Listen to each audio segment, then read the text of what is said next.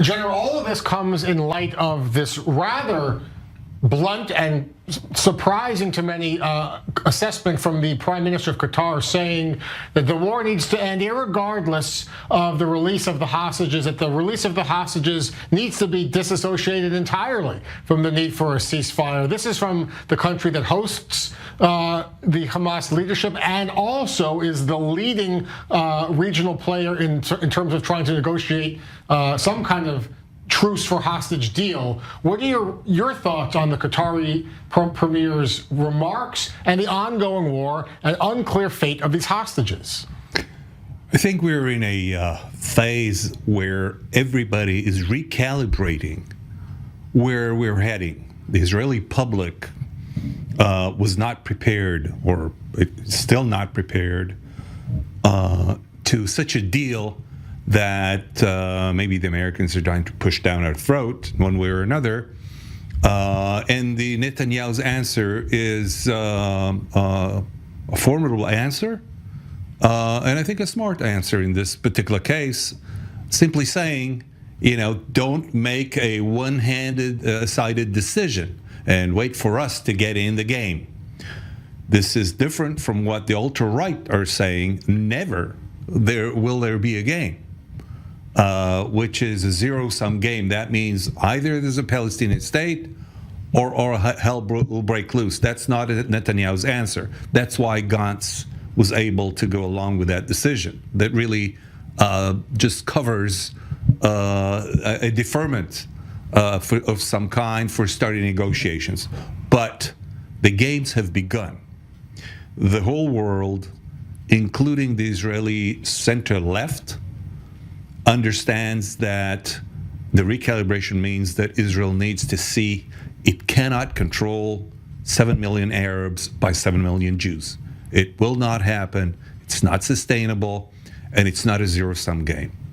Until that is dawned upon us Israelis, we'll see many movements, but I think this is the game. There will be a Palestinian state under certain conditions. Obviously, it'll be demilitarized.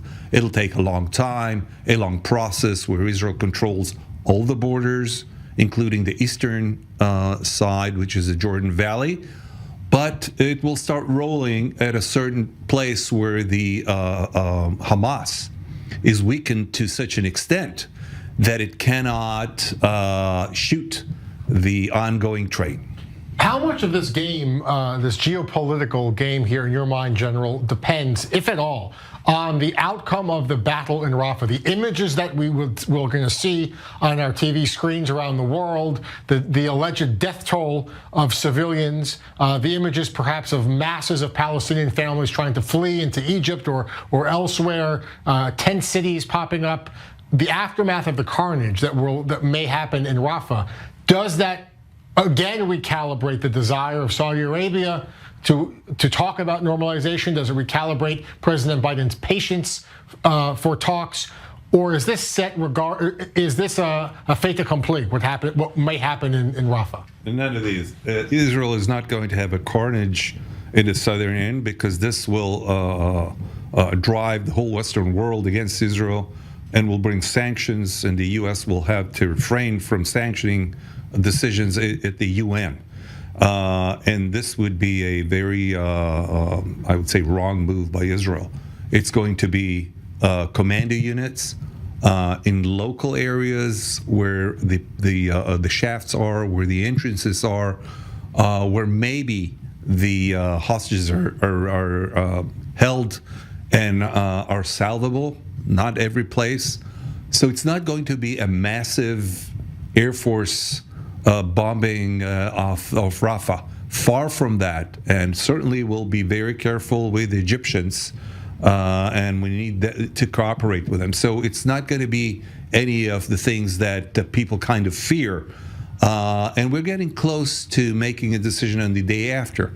Israel cannot push the decision or the ideas of the day after, and it'll also drive a wedge between Netanyahu and the extreme right, and we're going to see this outcome in the next few weeks, because if he continues with the extreme right, there's going to be a rift between the Israeli government and the Western world that will lead to sanctions.